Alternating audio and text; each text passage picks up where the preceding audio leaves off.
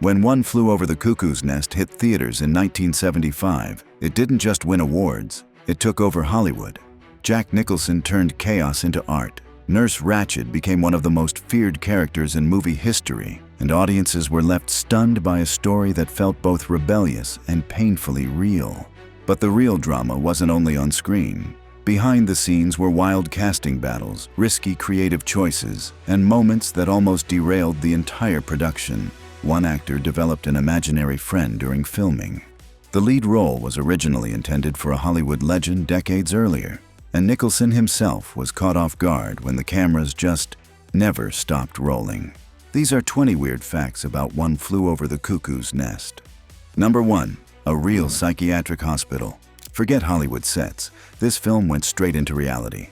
Instead of building a fake asylum, the crew shot inside a real, functioning psychiatric institution, the Oregon State Hospital. Imagine being an actor and having to show up to work every day. But the film set is an actual mental ward. The smell, the sounds, and the atmosphere were all authentic. And if you're thinking it was an abandoned place just for the backdrop, you're wrong. Patients still lived there while the cameras were rolling, so actors had to blend into an environment that was as raw as it gets. Here's where it gets even stranger. The hospital's real superintendent, Dr. Dean Brooks, didn't just open the doors for the crew. He also took on a role in the film. He played Dr. Spivey, the administrator who evaluates McMurphy. So basically, Brooks wasn't acting, he was just playing himself, and he nailed it. His calm, clinical presence gave the film a grounded realism. So when you watch Nicholson sparring with him, you're watching an Oscar-winning actor face off against a real hospital doctor. Number 2. Patients became extras and crew. Another striking detail from the production is that it wasn't just filmed in a real hospital. Real patients became part of the process too. Some were cast as extras in therapy sessions and the day room, while others even helped the crew behind the scenes. One patient, notorious for starting fires, was humorously given a spot in the art department. This mix of real and fictional blurred the line between documentary and drama, adding a raw unpredictability to the film. Not every reaction you see was rehearsed, and that's part of why the movie feels so alive. Number 3. The cameras never stopped rolling. Jack Nicholson delivered one of the greatest performances of his career. But here's a secret. He didn't always know when the cameras were running. Milos Forman often kept them rolling between takes without telling the actors. This trick captured unguarded reactions and made moments feel raw and unpredictable. Nicholson's spontaneous energy was heightened by this, giving McMurphy's defiance an edge that might have been lost if everything were tightly rehearsed. Number 4. Casting differences. Jack Nicholson, as McMurphy, feels inevitable now. But he wasn't the only contender. Gene Hackman, Marlon Brando, and even Burt Reynolds were considered. And for Nurse Ratched, names like Anne Bancroft, Angela Lansbury, and Geraldine Page were floated. Just picture Brando going toe-to-toe with Lansbury.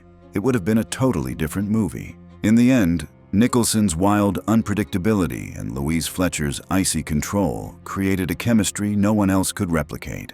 Number 5. Louise Fletcher's magic. Director Forman originally wanted Nurse Ratched to be a clear villain, pure evil in a uniform. But Louise Fletcher brought something unexpected. In her audition, she portrayed Ratched not as a monster, but as someone who genuinely believed she was helping her patients through control. That subtle shift made her even scarier, because true villains often don't see themselves as villains at all. Fletcher's calm voice, still gestures, and quiet authority created one of cinema's most iconic antagonists. The Academy agreed, and she walked away with a much-deserved Oscar. Number 6. Actors stayed overnight. Director Milos Forman believed in total immersion. To prepare for their roles, several cast members actually slept overnight in the hospital wards. Picture Danny DeVito or Christopher Lloyd trying to get some rest at the end of the day, but they are surrounded by real psychiatric ward patients. The motivation was simple: to help the actors absorb the environment, the routines, and the rhythms of institutional life, to create a discomfort that seeps into their performances. The line between actor and patient became thin, which is exactly what Forman wanted. Number 7. Danny DeVito's imaginary friend. Immersion had its consequences. The cast even attended real therapy sessions alongside patients. Danny DeVito became so overwhelmed by the experience that he developed an imaginary friend during filming. Dr. Brooks reassured him this was a natural response to stress in such an environment. Instead of derailing him, it fueled DeVito's fragile, endearing performance as Martini, making his character one of the most memorable in the film. Number 8. The discovery of Chief Bromden. One of the most unforgettable characters in the film is Chief Bromden, played by Will Sampson, a towering Native American actor.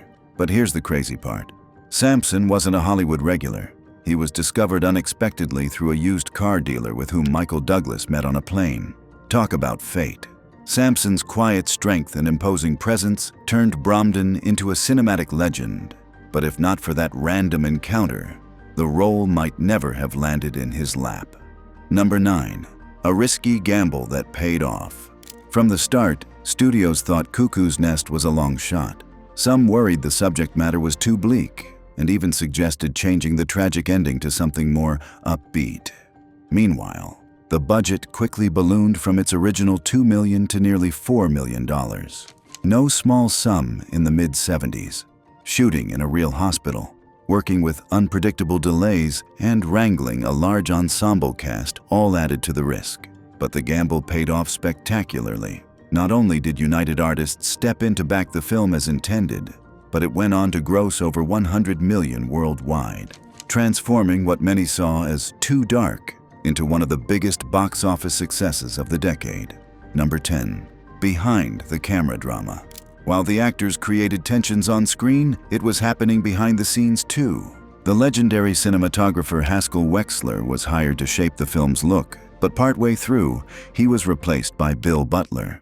Why? Well, we don't exactly know. Some say it was creative disagreements with Foreman. Others claim it was a scheduling issue. Wexler himself hinted it was political. Whatever the truth, the result is a visually claustrophobic film that mirrors the ward's suffocating atmosphere. If a few artistic clashes lead to unforgettable images, should we really complain? If you're enjoying these behind-the-scenes stories so far, make sure to subscribe for more deep dives into the films that shaped cinema. It would mean a lot and helps us bring you even more stories in the future. Number 11. Cast didn't warm to Fletcher. Fletcher's performance was so chilling that even off-camera, many actors kept their distance. She isolated herself during production to maintain Ratched's cold presence, and the cast often admitted they didn't like being around her. This wasn't hostility, but discomfort. Her iciness bled into real life. That method-like detachment only amplified the terror she projected on screen. Number 12. 3-camera setup. The film's group therapy scenes feel so alive. It's like you're sitting right there. Don't be mistaken to think that was luck, because it was Foreman's brilliant strategy all along. He used 3 cameras at once to capture the entire circle of actors simultaneously. This way, actors didn't know when they were on camera, and their reactions felt more spontaneous. That's why you see so many genuine, overlapping conversations and glances. It's not staged, it's real chaos just captured artfully. Number 13.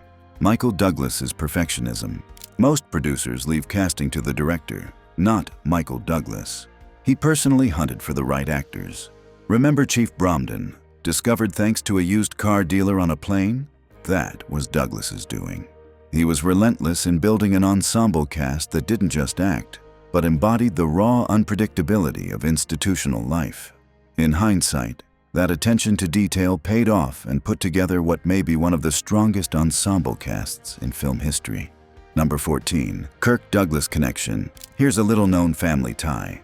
Before Michael Douglas produced the film, his father, Kirk Douglas, actually played McMurphy in the Broadway stage adaptation back in the 1960s. Kirk even held the film rights for years, but couldn't get the project made.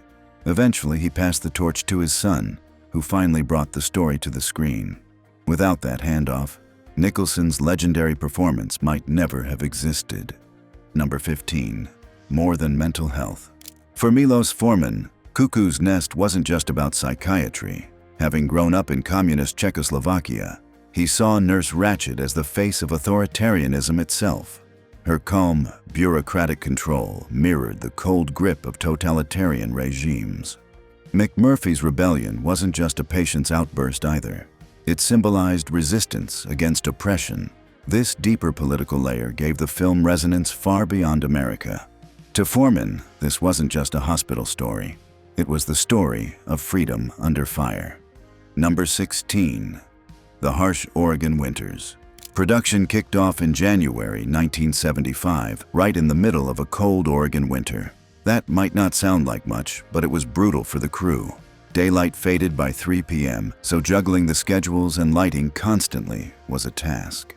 The gloom actually worked in the film's favor. Those long shadows, dim corridors, and chilly atmospheres may have been unplanned, but they gave the ward its claustrophobic, oppressive look.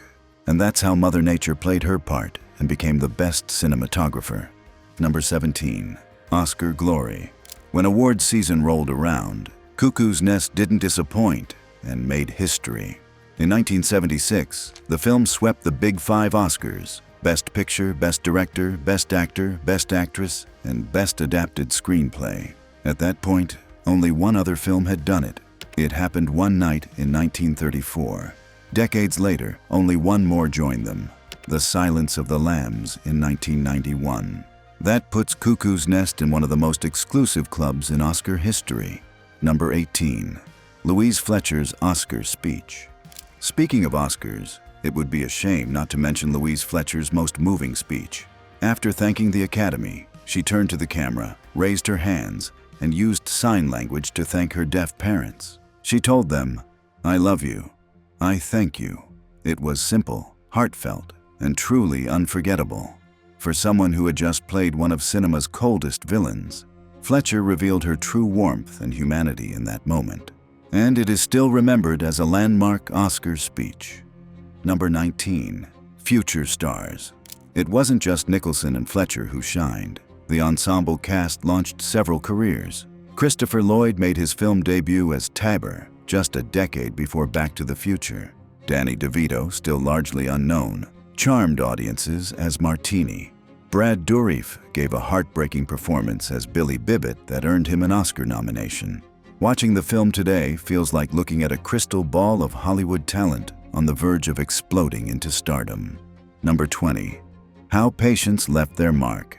As you know, the location was all too real, and it carried its heaviness as well. Its own troubled history cannot be missed on screen. Some patients who worked as extras carried real trauma, and their presence gave the film a weight you can't fake. Even years later, reports about abuse and neglect at Oregon State Hospital emerged, echoing the movie's themes of power and dehumanization. In a way, the film isn't just a story about a psychiatric ward, but a mirror of the real ones that continue to exist in America. Nearly 50 years later, One Flew Over the Cuckoo's Nest still rattles the cages of cinema. It's not just a film about a hospital. It's about freedom, rebellion, and what it means to fight for your humanity, even when the odds are stacked against you. Jack Nicholson's fire, Louise Fletcher's ice, and Milos Forman's vision created something timeless. So tell me, does this story feel more like a tragedy or a victory of the human spirit? Drop your thoughts in the comments. And if you loved these behind-the-scenes stories, hit like and subscribe for more journeys into the films that changed cinema forever.